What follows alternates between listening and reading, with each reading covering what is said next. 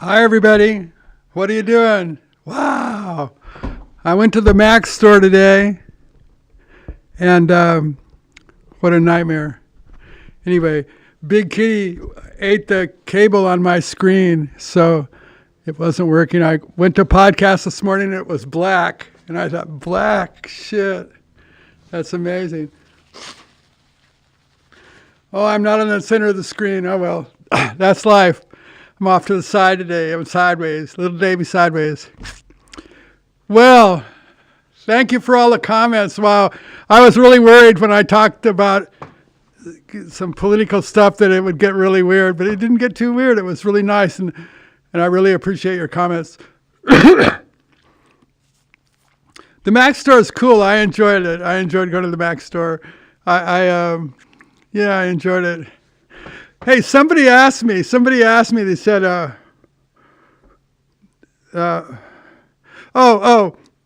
somebody asked me about the Fillmore East and the Fillmore West, which I like the best.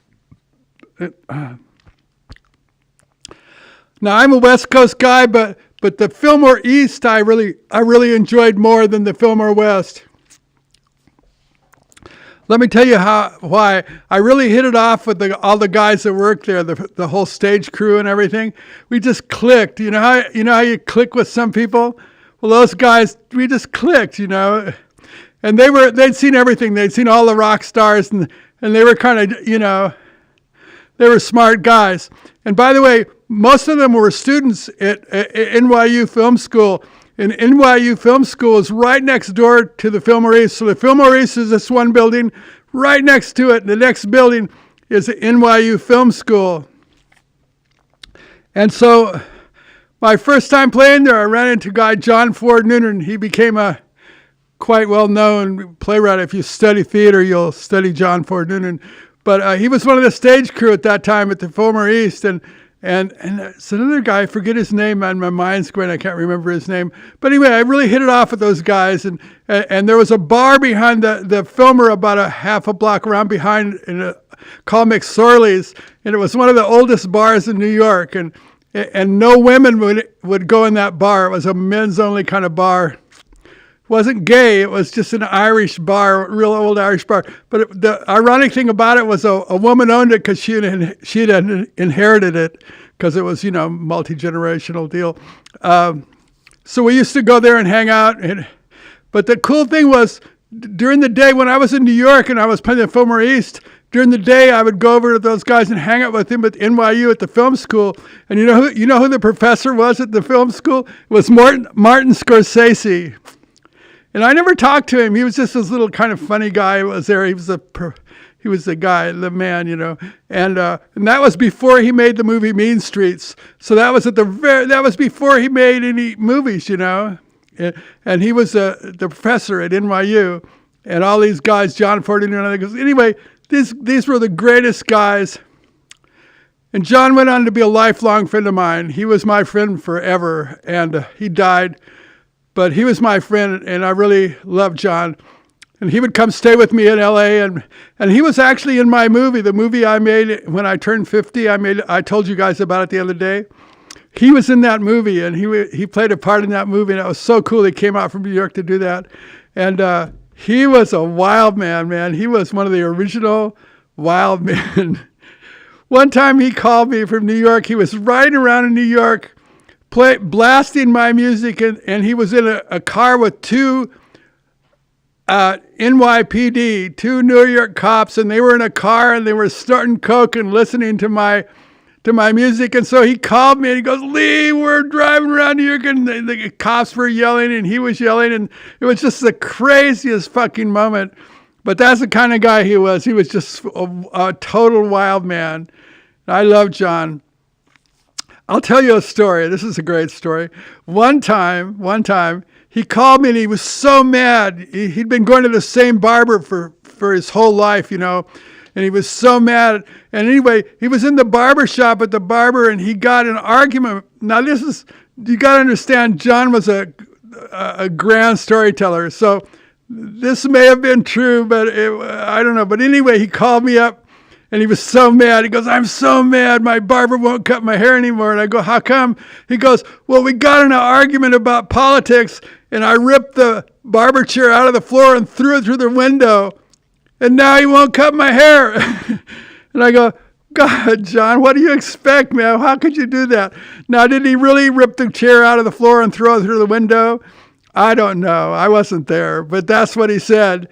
And he was so upset. He goes, I can't believe it. He won't cut my hair anymore.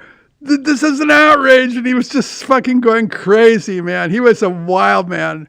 Yeah, he was one of the original crazy guys, man. And so I met all these guys at Fillmore East, and we just clicked, you know, like we were just instant friends. And they'd seen all the rock stars and everything, you know. I'll tell you a story John told me once, another John story. This is really good. Crosby, Stills, and Nash was playing at the Fillmore East. And so they had an oriental rug. They put it on the stage.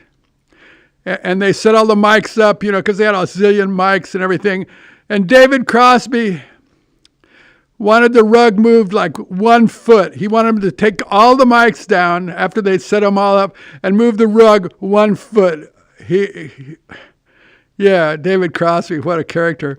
Anyway, and so they did it. They did it. They took the mics all off. They moved it 1 foot. They set the mics back all up. And he sat there and he says, no. He goes, I changed my mind. I want it back where it was. And so he told him he wanted it moved again. And you got to understand, John was this big guy, and he wore coveralls and a big thing on his hat. He wore a thing on his hair like a scarf, like a pirate. He just was a big, giant guy, you know. And so he goes up to David. And he says, and he really quietly, and you got to understand, John had this way of saying shit that was so amazing, you know. He was just like fucking insane, man. So he goes up to David and he goes, David, even if you were gifted, you'd be out of line. Classic John line.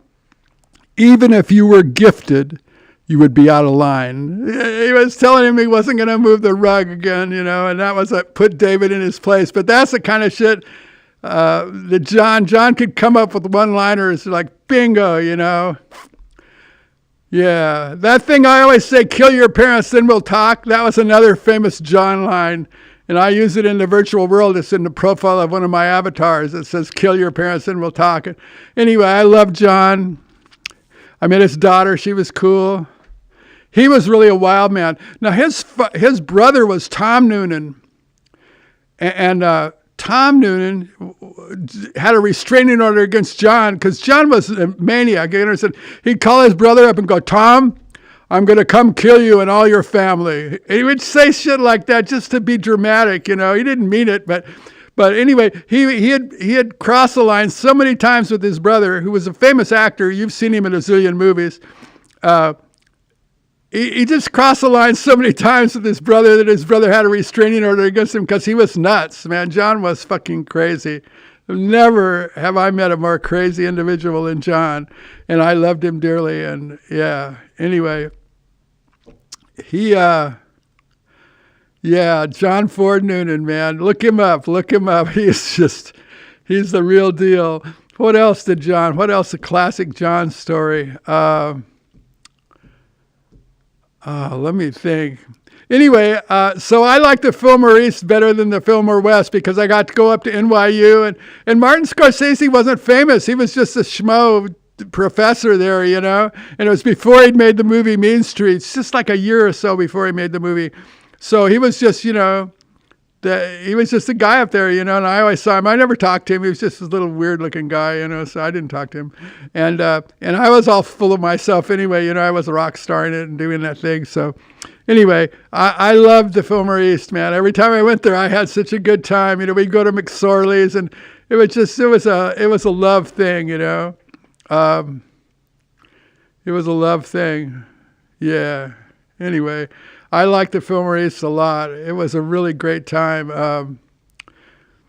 And I liked going up to the thing next door. And they had a circus thing up there at NYU too. I don't know, some kind of circus class or something. So the next door where the building was, hello, big kitty. Hello, hello. The keyboard's not here today. You're happy, I know.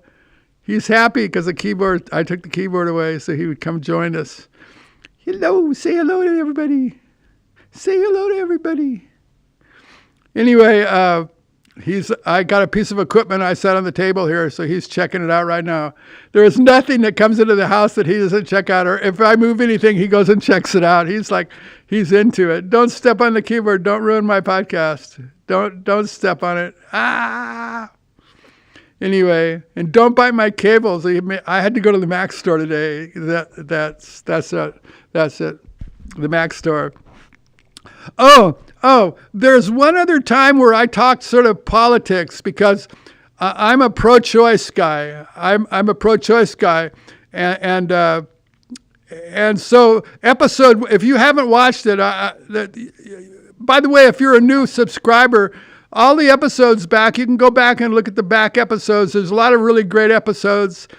And it doesn't matter that they're a year ago or a half a year ago because they're sort of timeless. They're not current events, so they're not time stamped. They're just like stories. Anyway, yeah, they're just stories. But the one story, episode 104, is an abortion story. It's a horrible abortion story, and you'll see why I'm pro-choice if you watch that episode. So go watch episode 104 and press the like button. Press the like button because the likes, I don't know. That's what everybody says. Press the like button, so I'm saying it too. Press the like button, and maybe somebody will think somebody likes my shit. Oh no, my screen just blinked off. They had to order me a cable for my screen, so I'm kind of just shaky. It's shaky right now. It's shaky. It's not like it's shaky. It's shaky. So it might click off at any moment. But I think we're recording. I never know if what we're doing, but I'm pretty sure we're recording. So I love the Fillmore East. But episode 104, man, it's a story. When you hear that story, you'll go, oh, fuck, what a story, man. You're going to really feel it. I tried to explain it how it really was, what a harrowing experience it was.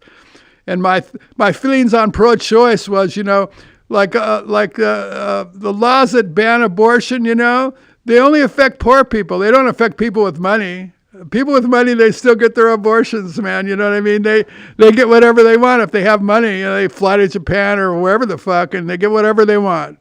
But the people who have no money, those are the people that suffer under those laws. So that's why I'm pro-choice. I'm not pro-choice because of some moral reason, and I'm not down on people that are pro-life. I just think they don't get it. That it's fine for them to be pro-life. I think if you want to be pro-life because I understand where you're coming from, and it is kind of like murder, but just, there you go,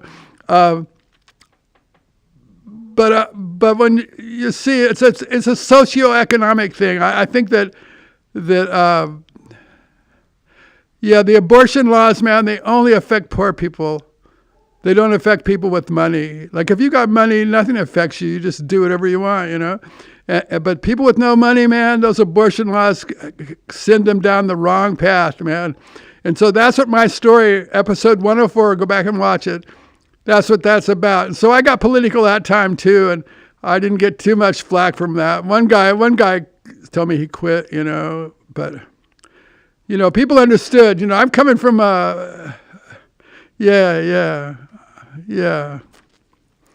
I'm a bad citizen. I know I've said that before, but I consider myself a bad citizen. I'm not a bad person, but I'm a bad citizen, I can't help it. That's what I am, bad citizen.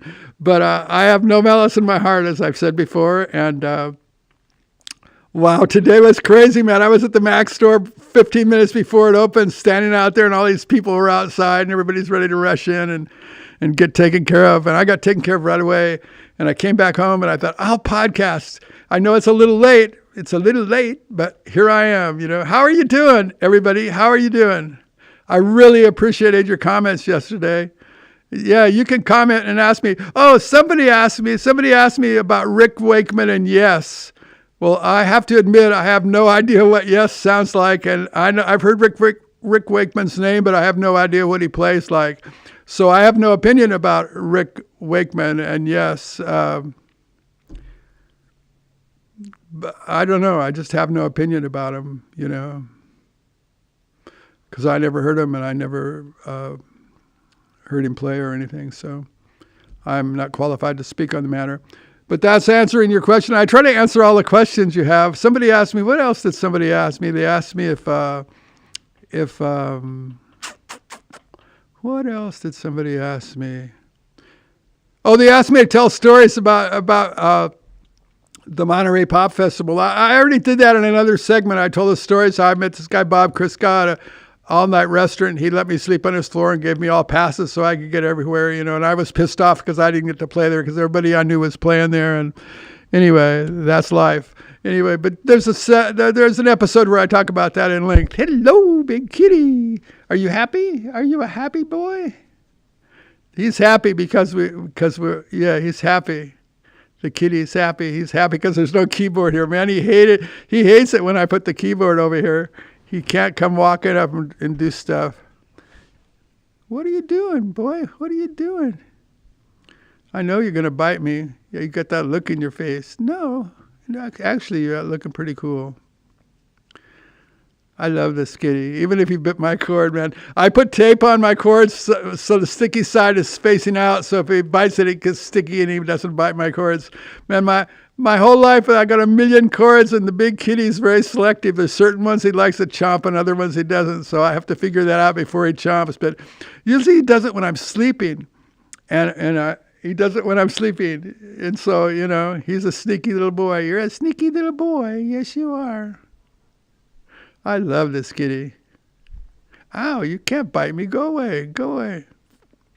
Go away. Go away. Go away. Go away. Go away. Anyway, go away. Go away. Go away. Go away. Anyway, he's being bad. He loves it, man. I love him. He loves me. He's a funny boy. Anyway, what else? Somebody asked me about Monterey Pop. That's all I remember about that. I saw Otis Redding there, Jimi Hendrix, The Who, the whole thing. That was a great time because that was before, there wasn't a lot of festivals up to that point. So that was such a moment, and everybody was there, and it was really a moment, man. That was a good concert. Yeah, that was good. I liked it. What else? Let me think. Anyway, yeah, that's the story of the Fillmore East. I really love that place, man. I love those guys, the guys that worked there, the stage crew. There was another guy, I forget his name. I really liked him too. Anyway, John Ford Noonan, man, look him up. You'll be surprised. But John was a maniac. And the time he called me up, he was so upset because his barber wouldn't cut his hair. And I'm not sure he threw that chair through the window, but he's big enough to do it. He could have. But I thought about him ripping it up and throwing it through the window. It was a little, one of those stories. One of those stories, yeah. It was cool. What else do I talk about?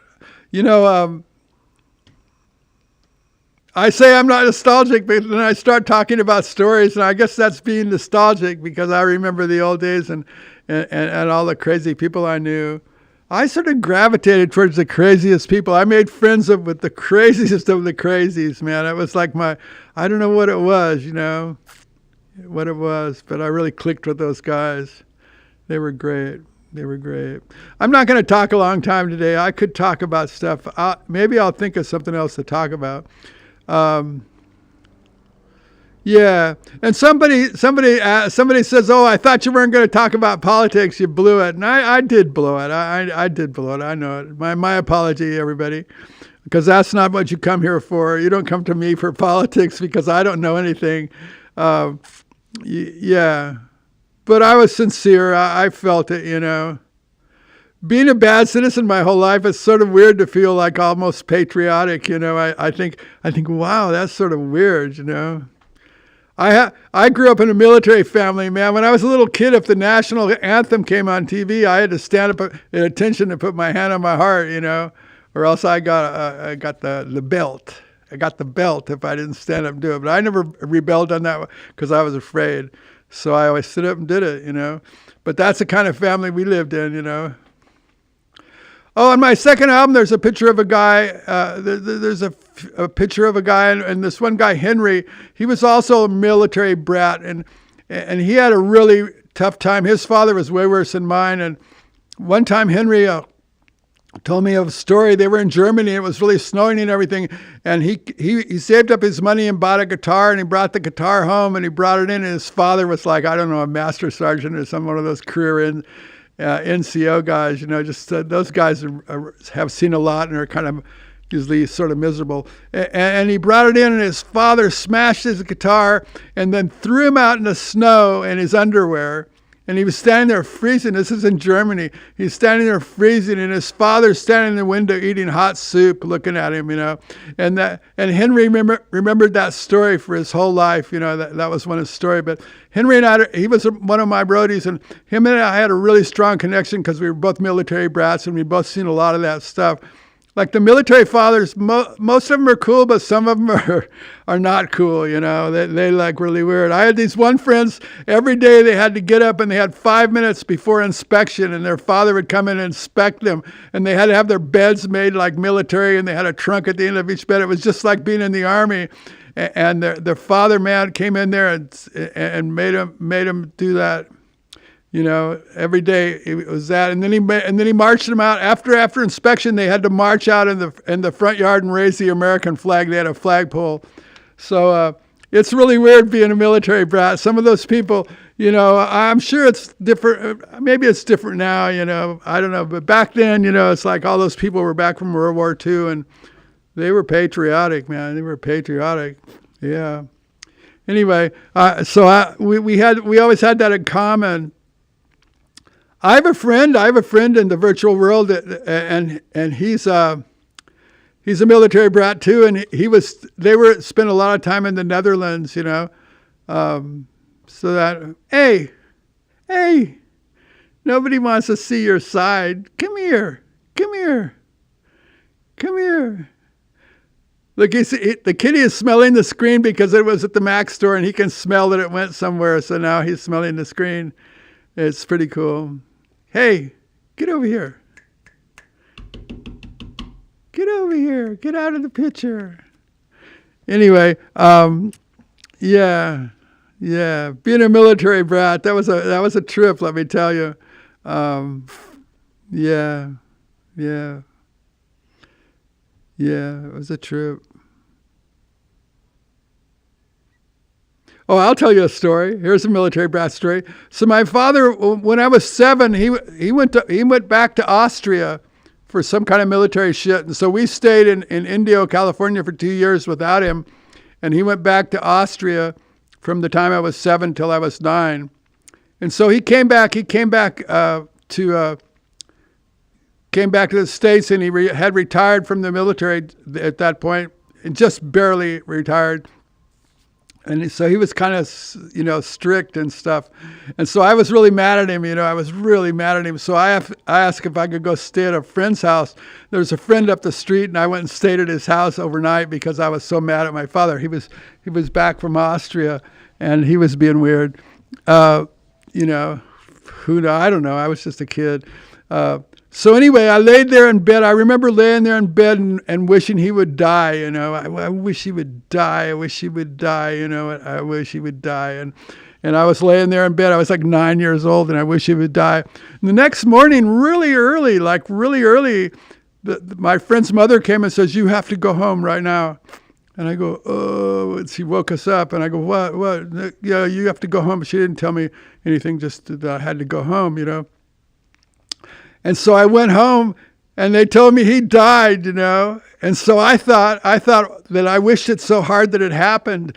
So after that, I always was careful what I wished for, because I thought if I wished for something really hard, it might happen. So I never told anybody about that, because I thought I would get in trouble for making him die, you know. So I was this little kid, and I thought I wished so hard my father would die that he died, and that was my fault. And so I didn't want to tell anybody that, because I thought I would get in trouble. So I didn't tell anybody that. And I remember it was so weird, you know. I really believed that I wished it so hard that it happened. And so after that, my whole life, even now, man, I'm always careful what I wish for, because I might get it, you know. So I'm very careful about wishing bad stuff, you know, because I had that experience and I really believed it, man. I believed it in my heart, man. I believed it in my heart. I was convinced that I caused him to die, and I was convinced. And he was only 45. He had some kind of heart attack or some shit. I don't know what happened to him. They said it was a heart attack. But I was guilty, man. I was feeling guilty, man. I had the monster guilt, man. I was just so fucking monster guilt, man. I was really out of my mind.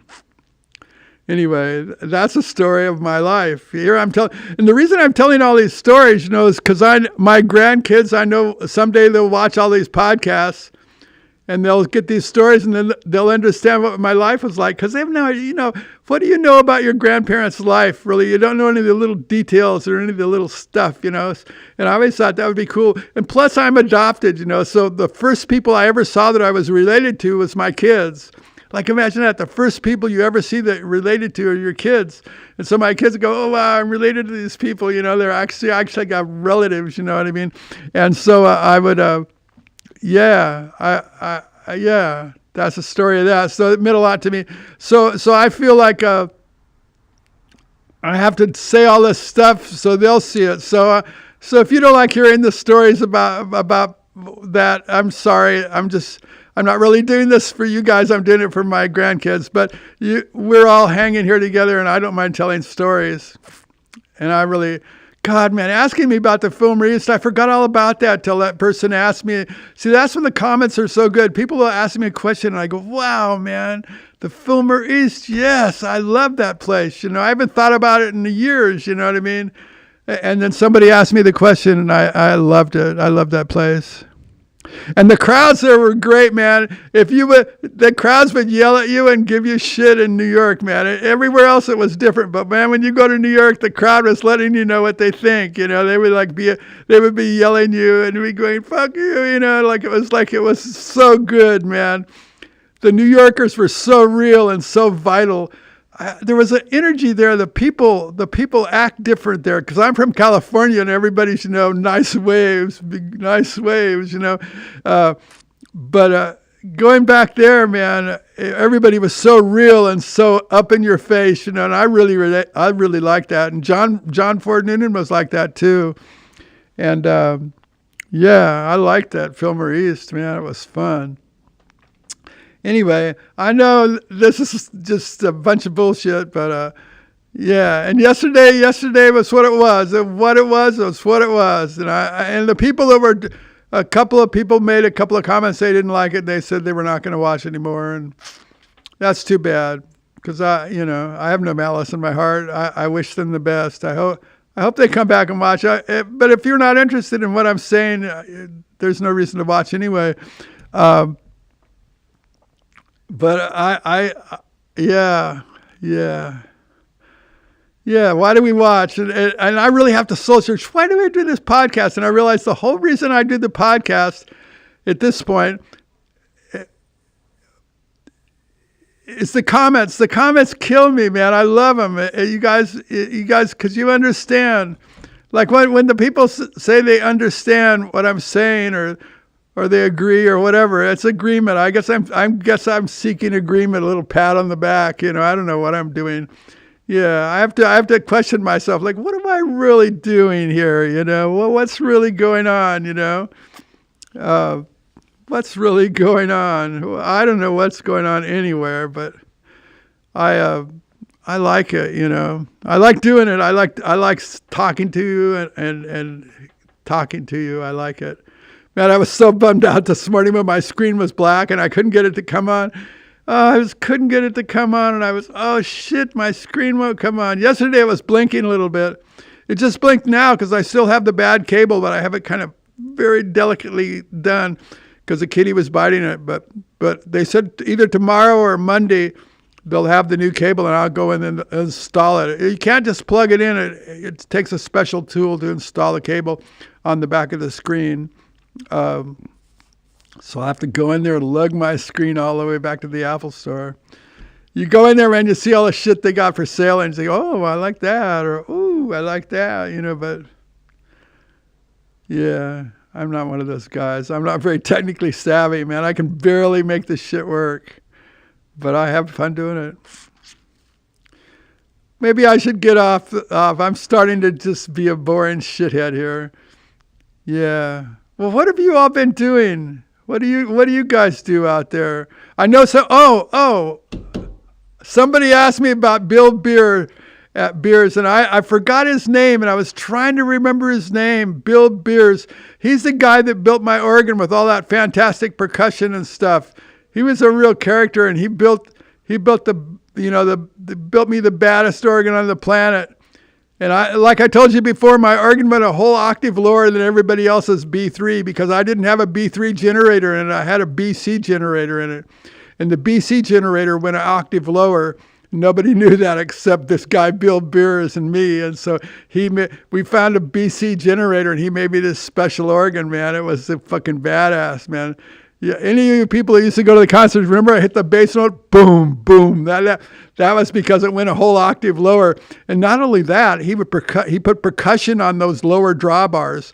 Like usually the percussion on a regular B3 is only 2 drawbars and up in the middle ranges. But I had percussion on every drawbar, so I could percuss anything. So I just percussed those bass notes, and they were an octave lower. Plus they had percussion, man. They hit like a hammer, boom. It was good. It was good. I don't know where that organ is now. I got rid of it. Fucking organs weigh so much. Nothing's more brutal than carrying an organ up a bunch of stairs, man. That'll make people quit your band. Yeah, I've done that too many times myself. Don't you bite my shit, you little boy. Don't you bite my stuff. So, see, the kitty's back. I took my keyboard out of here, and he likes it. He goes, don't bring that keyboard in here. I can't get up and be in your face. Yeah.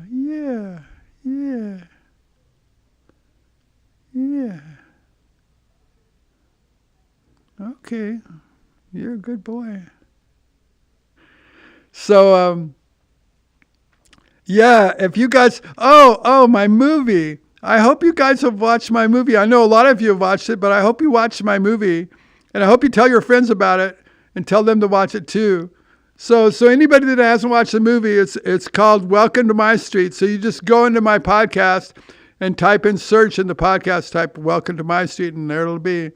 And yeah, we've worked really hard on it, me and Dylan, and it's a good little movie, it's funny. I tell stories. That's all I do in my life. I guess I'm just a storyteller. And it was cool. It was cool. So I'm going to get out of here because I'm starting to get boring and I'm burping. I don't know why I'm burping. Anyway. Yeah.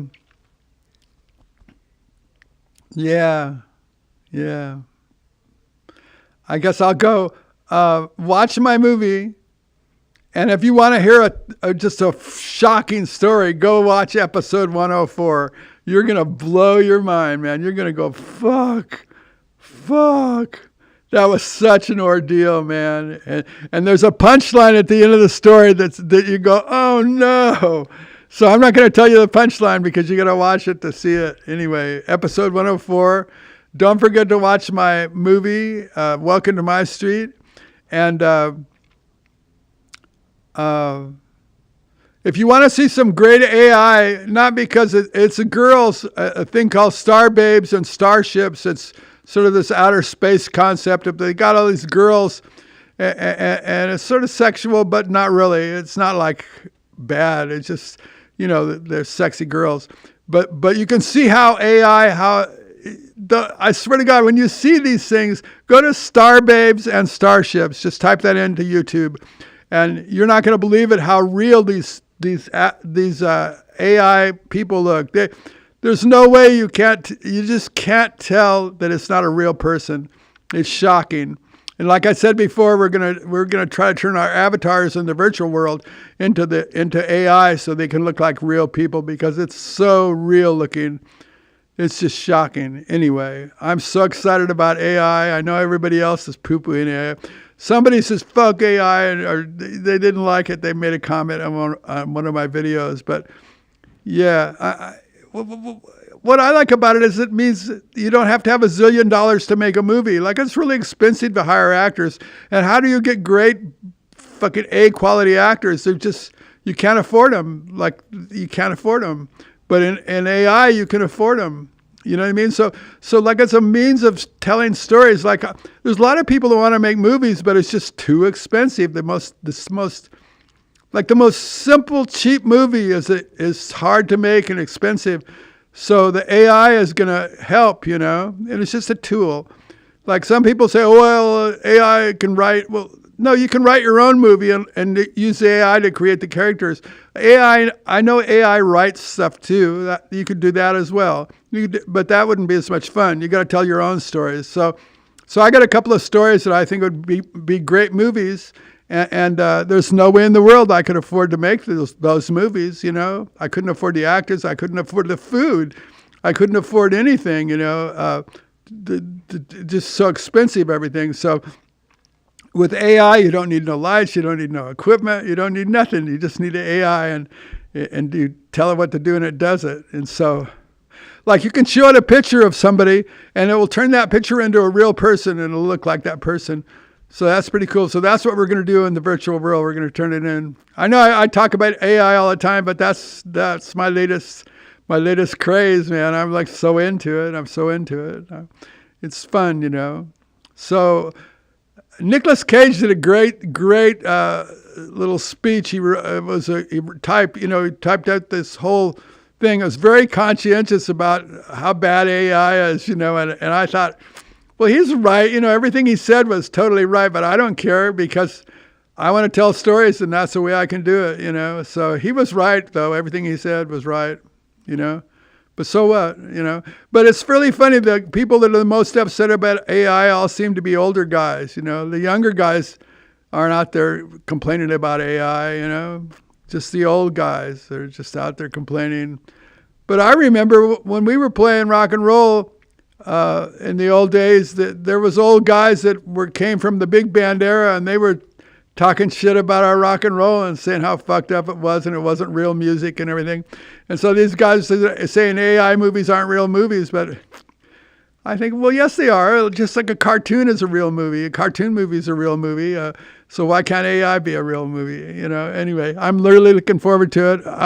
I don't know if I'll ever have the skill to do it right, but I think AI can do it. Like, if I can just learn how to talk to the AI and make it do what I want. So go look at Star Babes and Starships. There's like 17 episodes or something. And some of them are short and some of them are like 30 minutes long. And just look how good. Look at the quality of the avatars. They're not even avatars. Look at the actors. Look at the people they've created in there. It's just shocking. It's shocking. I mean, it's shocking. And we're just scratching the surface. We're just at the start of AI. Imagine how good it's going to get, You'll just be able to talk to it like you talk to Siri and it'll do what you want. Think about that, man. So many people have so many great ideas, but they can never manifest because they don't have the means to do it. And this is going to give people the ability to do stuff that they're thinking, and tell stories that they want to tell. So I just see it as a tool for telling stories. So I'm not afraid of it at all. That's life.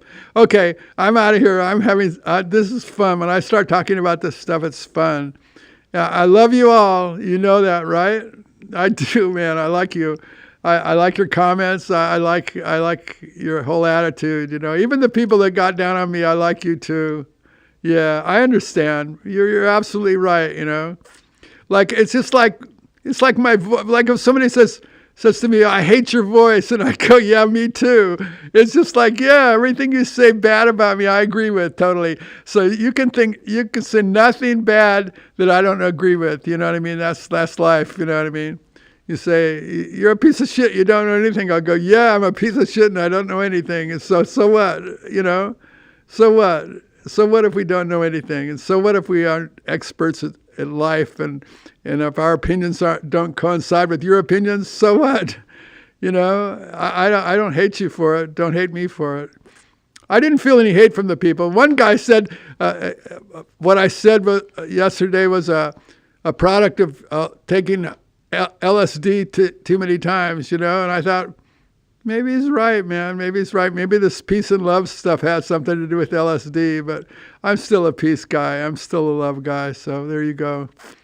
I don't know.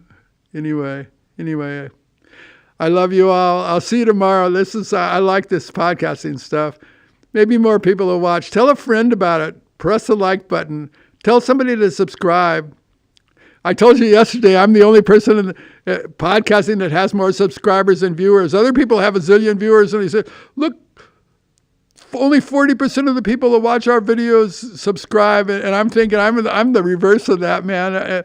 I got 800 subscribers and only 400 watch or something, so 800, man. I told you before, these guys, they were joking because somebody only had 57,000 subscribers. 57,000, I have 800, oh well. Anyway, I love it. I do. I love you guys too. I'll see you tomorrow, perhaps, probably, most likely. Okay. Yeah. What do we say here? 3, 2, 1, poof.